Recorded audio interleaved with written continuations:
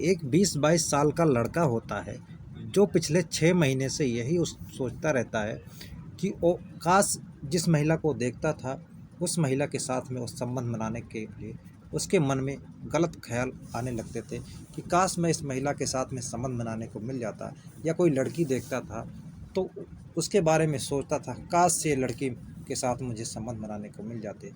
एक दिन वो रात को जब उसके नींद खुलती है तो उसके पास में देखता है कि अपने आप को एक मखमली गद्दे पर बिस्तर पे पाता है, और उसके आस पास जो है 4 महिलाएं बैठी होती हैं जो देखने में बहुत खूबसूरत होती हैं और नौजवान होती हैं।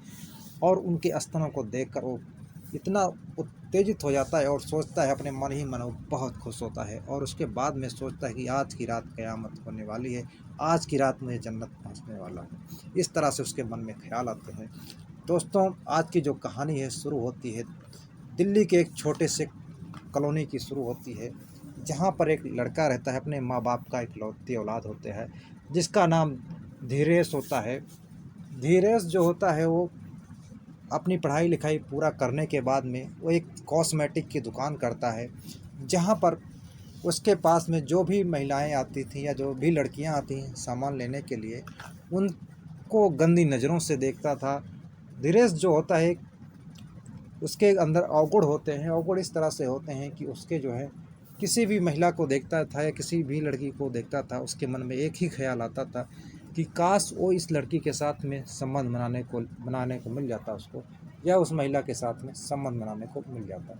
इस तरह से उसके मन में गलत ख्याल आते रहते हैं। इसी तरह से एक दिन उसकी शॉप पर एक जो है महिला आती है जो महंगी कार से उतरती है और बड़े घराने की होती है, और वो जो होती है उसके दुकान पर जाती है।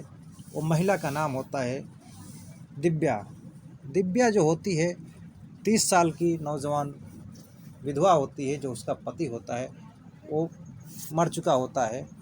वो नौजवान थी, देखने में खूबसूरत थी, भरी बॉडी थी। जैसे वो काले रंग की साड़ी पहने हुई थी और उसकी दुकान पर जैसे पहुंचती है, और साड़ी जो होती है बहुत हल्की होती है जिसमें उसके स्तन जो हैं बात साफ साफ दिखाई पड़ रहे थे, और उन इतने बड़े होते हैं कि उसको देखकर मोहित हो जाता है और उसी को बार बार घूर कर देखता रहता है। उससे कुछ सामान लेती है महिला, और सामान लेने के बाद में जो उसको देखती पैसे देती है, और पैसे देने के बाद में वो मुस्कुरा देती है हल्का सा। इतना मुस्कुराने के बाद जो धीरेश होता है उसका दीवाना हो जाता है और उसके ख्यालों में डूबा रहता है। जो महिला होती है उसको भी लगता है कि ये लड़का काम का है। उससे टेलीफ़ोन नंबर लेती है, उसका मोबाइल नंबर लेती है और अपने घर चली जाती है। और महिला जाकर, क्योंकि विधवा थी और उसकी भी ज़रूरतें थी, वो उसके लिए गलत ख्याल आते हैं, और एक दिन वो फिर कुदरती उस दुकान पर जाती है।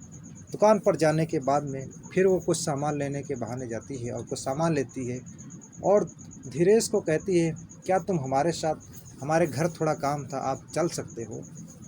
धीरेश जो होता है उसका दीवाना होता है, और एक बार कहने की देर थी, वो उसके साथ चला जाता है। वहाँ जाने के बाद में वो देखकर हैरान रह जाता है। एक आलीशान घर होता है, घर बहुत बड़ा होता है, महल होता है एक तरह से, और वहाँ पर उसको काफ़ी अच्छा लगता है। महिला जो होती है उसको अपने घर बैठाती है, चाय नाश्ता कराती है, और उसके बाद में उसको एक गिलास जूस देती है। जूस देने के बाद में उसमें कुछ उत्तेजना वर्धक दवाई होती है जिसको जूस के साथ में वो पी लेता है, और उसके पीने के बाद 10-15 मिनट बाद जो महिला होती है उसके साथ में वो गलत काम करने के उसके मन में ख्याल आते हैं, और उसके साथ में वो अश्लील हरकतें करना शुरू कर देती है। धीरेश भी इस काम में उसका पूरा सपोर्ट करता है, और वो भी सोचता है कि वो यही चाहता था कि वो किसी महिला के साथ संबंध बना ले। इस तरह से उसको भी उस काम में बहुत मज़ा आने लगता है, और वो भी उसका पूरा साथ देता है।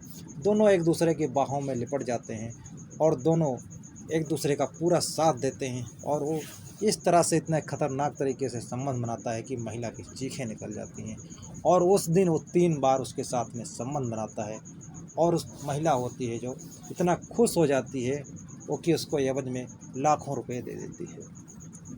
उसके बाद में दोस्तों धीरेश जो होता है अब उस महिला के ख्यालों में डूबा रहता है। फिर वो अपने शॉप पे आता है। अब उसका जो मन है वो अपने शॉप पर, अपनी दुकान पर उसका मन लगता नहीं है और काम में उतना ध्यान नहीं देता है। अब जो महिला है उसको अपनी ज़रूरतों को पूरा करने के लिए आए दिन, वो दूसरे तीसरे दिन उसको बुलाती रहती थी और उसको काफ़ी सारा पैसे देती रहती थी। इस तरह से वो महिला जो होती है काफ़ी अमीर घर की होती है और पैसों रुपए की कोई कमी नहीं होती है।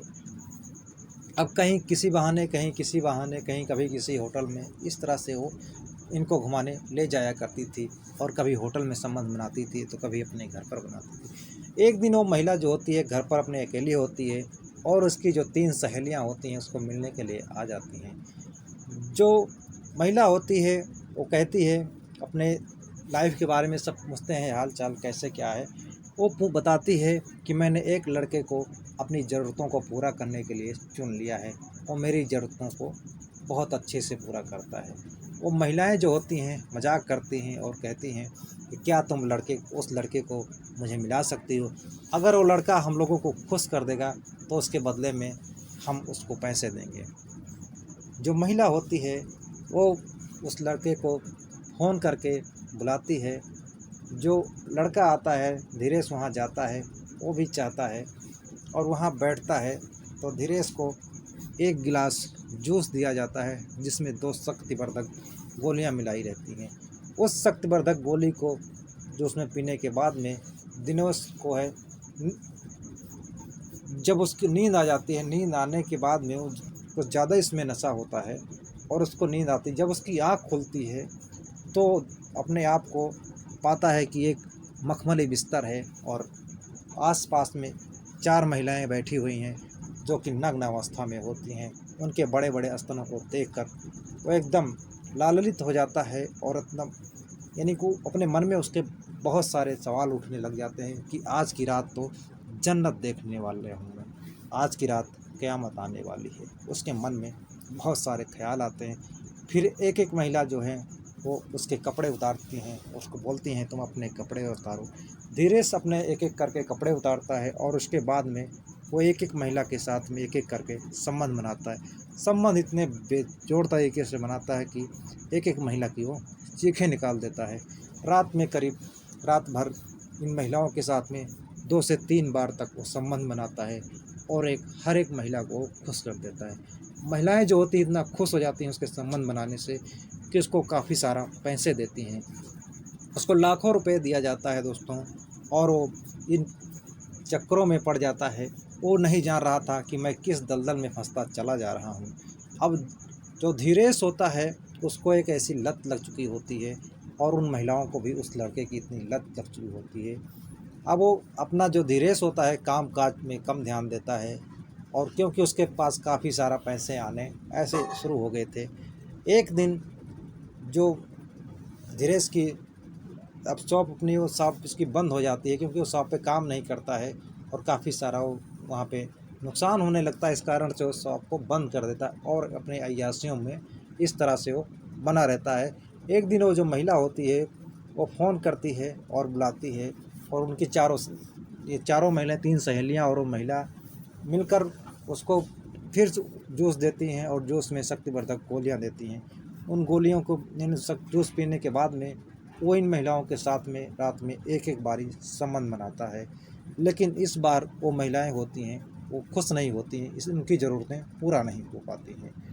अब वो फिर से कहती हैं उस महिला को, जिस महिला कहती है फिर से उनको, इस बार जो जूस होता है उसमें 4 शक्तिवर्धक गोलियां मिला दी जाती हैं, 4 शक्तिवर्धक टेबलेट दोस्तों, उसको जूस में पिला दिया जाता है। जैसे जूस को पीता है 10-15 मिनट के बाद में धीरे से उल्टियाँ होने शुरू हो जाती हैं और उल्टियाँ थमने का नाम नहीं लेती हैं। अब वो महिलाएं घबरा जाती हैं और घबरा कर उसको अस्पताल ले जाती हैं जहाँ पर उसका इलाज चल रहा होता है। रात को करीब 1 बज रहे होते हैं। अस्पताल के डॉक्टर को जगाया जाता है और डॉक्टर उसको दाखिल कर लेते हैं और कुछ घंटों में उसकी जो है मौत हो जाती है। मौत होने के बाद में डॉक्टर साहब देखते हैं तो वो मर चुका होता है। फिर वो आकर इन महिलाओं से पूछते हैं आखिर वो आपका लगता कौन है वो। इन महिलाओं के पास में कोई जवाब नहीं होता है और वो हक्का बक्का रह जाती हैं। डॉक्टर इन सब के मंसूबों को समझ जाता है और वो कुछ वेट करने को बोलता है और वो अंदर चला जाता है और अपने केबिन से वो पुलिस को फ़ोन कर देता है और वहाँ पुलिस पहुँचती है। जो इंचार्ज होते हैं, चौकी इंचार्ज, वो पहुँचते हैं और वहाँ पर महिलाओं से, डॉक्टर से पूछते हैं आखिर क्यों मुझे बुलाया गया है। डॉक्टर जो होता है बताता है कि हमारे के हॉस्पिटल में एक केस आया जो कि एक लड़का है 20-22 साल का। वो उसको इतनी शक्तिवर्धक गोलियां दी गई थी कि उसकी मौत हो चुकी है और वो उसके ज़िम्मेदार ये महिलाएं हैं जो उसको शक्तिवर्धक गोलियां किसी तरीके से उसको दी गई थी जिसकी उसकी मौत हो गई। जो इंस्पेक्टर होते हैं वो अपने महिला कांस्टेबल को ऑर्डर करते हैं कि इनको हिरासत में ले लो और उनको हिरासत में लेने के बाद जब उनसे पुलिस सख्ती से पूछताछ करती है तो सारी महिला जो हैं अपनी जुर्म को कबूल करती हैं और कहती हैं कि मैंने इस तरह से पहले 2 गोली इसको जूस में पिलाई थी, लेकिन हमारी इच्छाएं जो है पूरी नहीं हुई थी। इस करके हमने दोबारा सोचा कि 4 कैप्सूल और इसमें टेबलेट मिलाकर इसको जूस में पिलाया जाता है तो शायद इस बार ज़्यादा परफॉर्म करेगा। इस कारण से इसको ओवरडोज हो गया और इसकी उल्टियाँ लग गईं तो हमने इसको अस्पताल लेके आए। इस तरह से कहानी बताती हैं। दोस्तों, वो महिलाएं एक बार भी नहीं सोची थी कि इस 4 टैबलेट को देने के बाद में इसकी क्या हालत होएगी और 2 टैबलेट तो पहले दे चुकी थी। दोस्तों, इस घटना में जो धीरेश होता है वो अपनी मौत का जिम्मेदार खुद होता है, क्योंकि वो ऐसी दलदल में फंसता चला जा रहा था और उसने एक बार भी नहीं सोचा कि इसका अंजाम क्या होगा। जो महिलाएं थीं अब उनको उनके ऊपर चार्जशीट दायर की जाती है, अब उसको अदालत में पेश किया जाएगा। देखो जज साहब क्या फ़ैसला सुनाते हैं। दोस्तों, घटनाक्रम सुनाने का उद्देश्य है किसी भावनाओं को ठेस पहुंचाना नहीं, किसी को आहत करना नहीं, बल्कि समाज में घट रही घटनाओं के प्रति आप लोगों को जागरूक करना है। मिलते हैं और एक किसी सच्ची घटना के साथ, तब तक के लिए जय हिंद दोस्तों।